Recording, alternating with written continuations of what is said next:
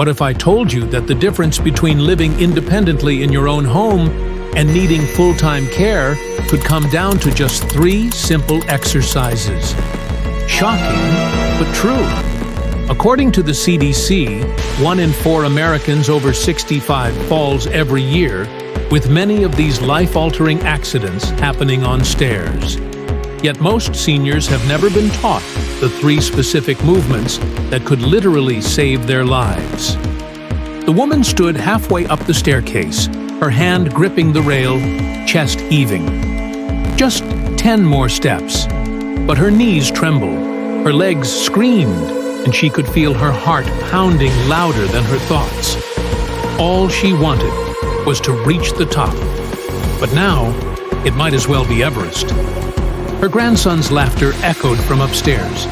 She had promised she'd do better next time. But promises mean little when your body says, no more. This isn't just one woman's story. This is the silent epidemic sweeping across America's aging population. Can you imagine what it feels like to suddenly realize your own home has become a battlefield? To look at a simple staircase with the same dread a mountain climber feels gazing up at K2? To hear your grandchild calling from upstairs and know you might not have the strength to reach them? Across the country, tens of thousands of older adults are facing this quiet crisis.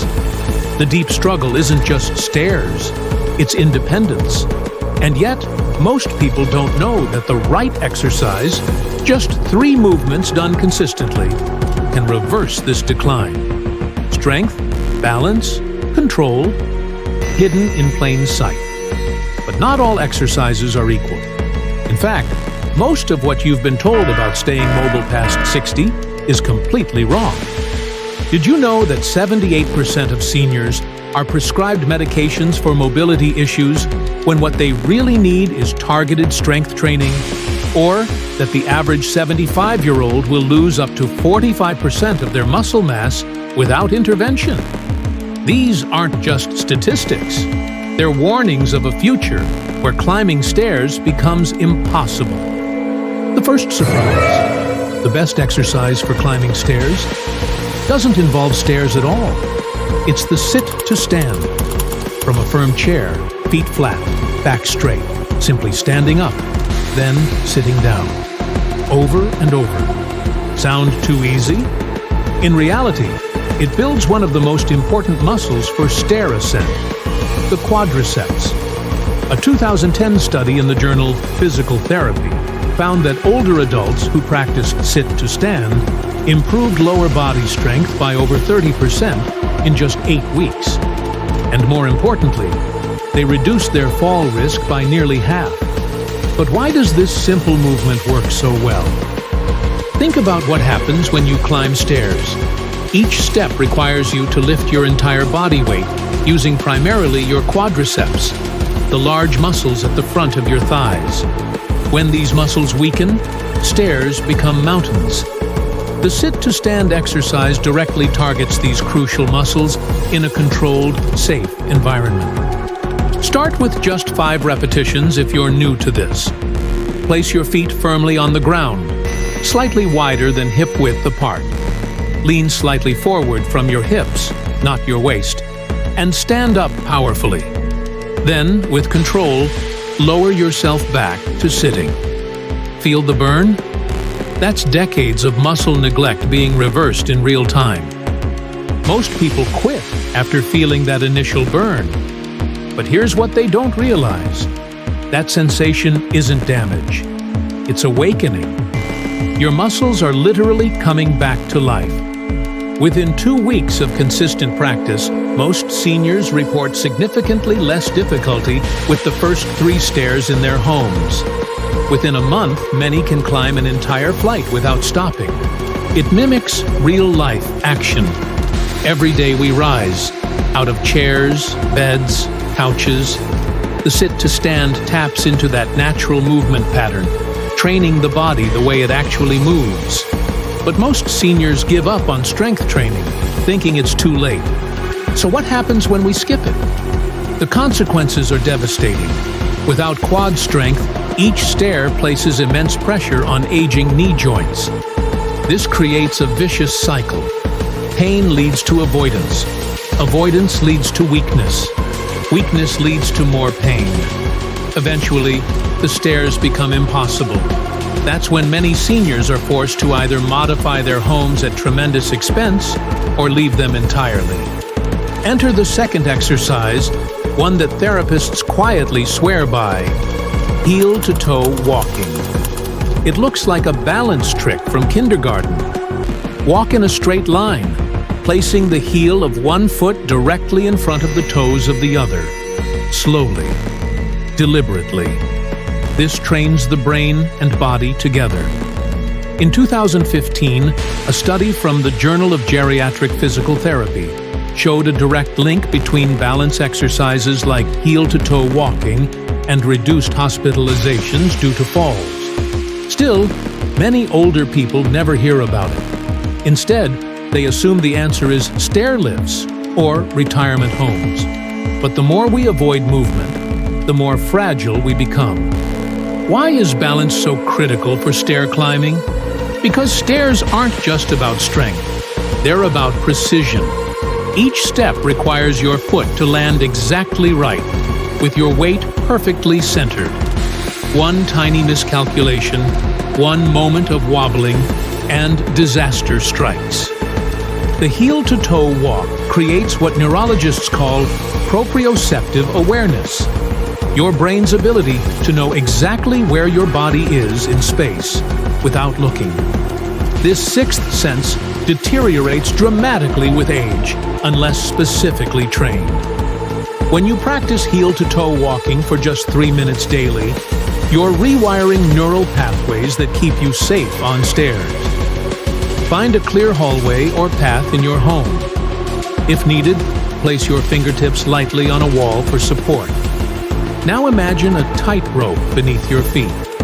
Step forward, placing the heel of your right foot directly against the toes of your left. Continue for 10 steps, then reverse direction. At first, you'll wobble. That's normal. In fact, it's necessary. Your brain is learning from each micro-correction. Have you noticed how young children naturally walk this way when pretending to balance on something? They instinctively know how to train balance. Somewhere along the way, we forget this wisdom. It's time to reclaim it. Which leads to the third and most forgotten exercise of all, the step-up, but not on full stairs, just a stable, low step or platform. Step one foot up, then the other, then step back down. Repeat. This builds the glutes and hips, muscles vital for lifting the legs with control.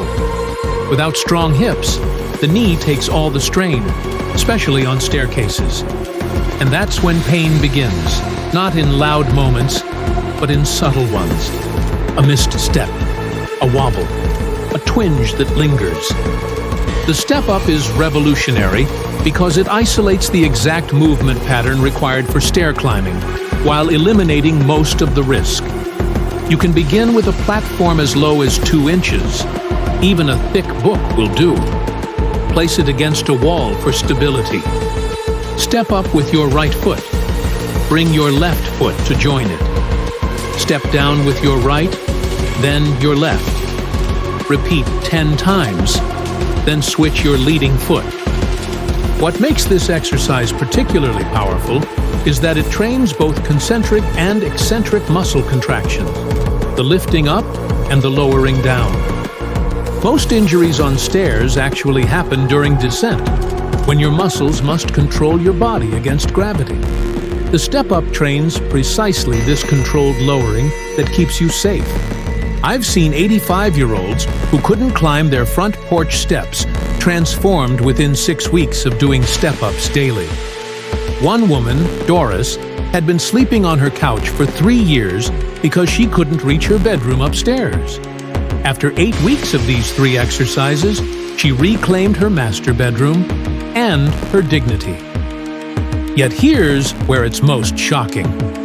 A 2018 study in The Lancet Public Health found that muscle weakness in old age wasn't just about convenience, it was linked to earlier death. Those who maintained leg muscle strength into their 70s and 80s lived longer, healthier lives. Their decline, when it came slower. They held onto more of their world, more freedom, more laughter, more stairs climbed to hug a waiting grandchild. So why aren't these exercises being pushed at every clinic, in every home? The data is undeniable. For every 10% increase in leg strength, mortality risk decreases by approximately 14%. Think about that. These aren't just exercises for climbing stairs.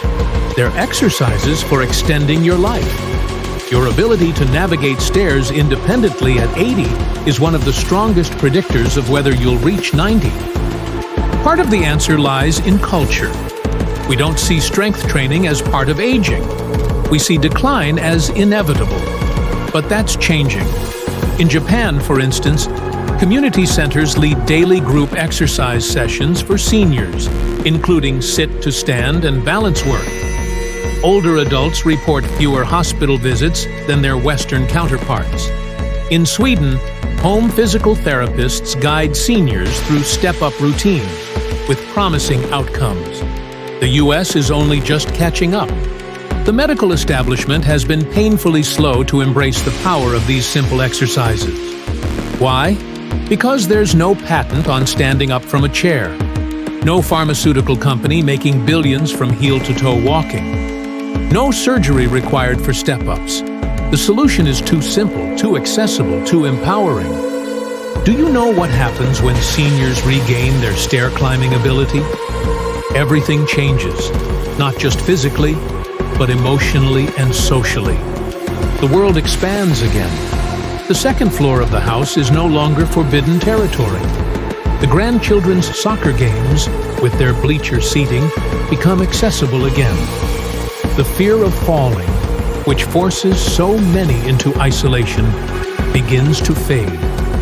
And mind you, this isn't about fitness in the way magazines show it.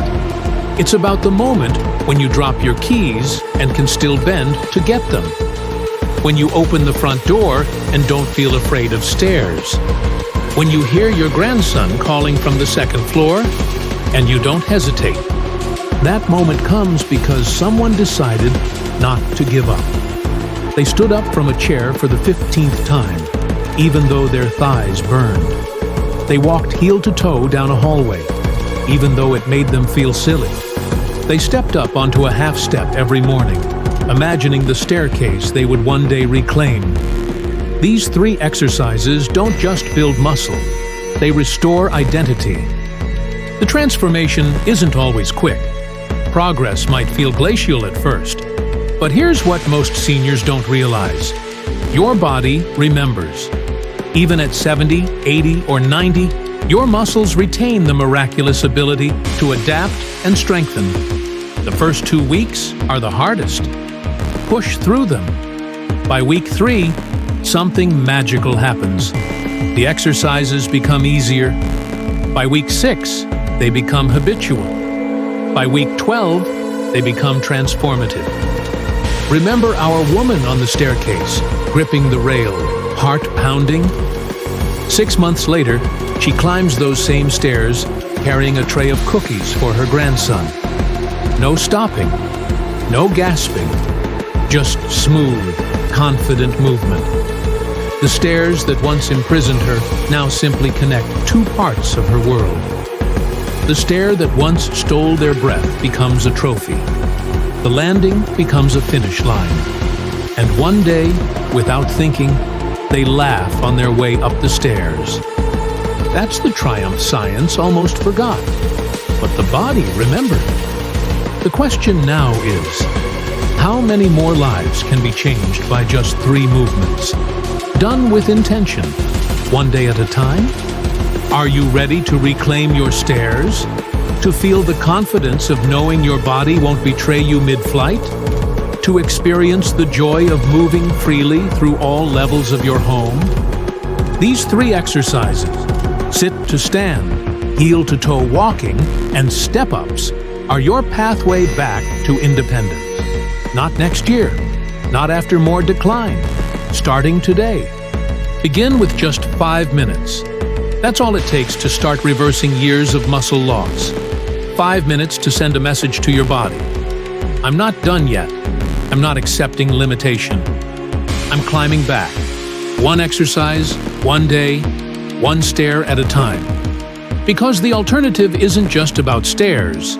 It's about the slow surrender of everything that makes life worth living. Your future self is waiting at the top of those stairs. What will you do today to ensure you can reach them tomorrow?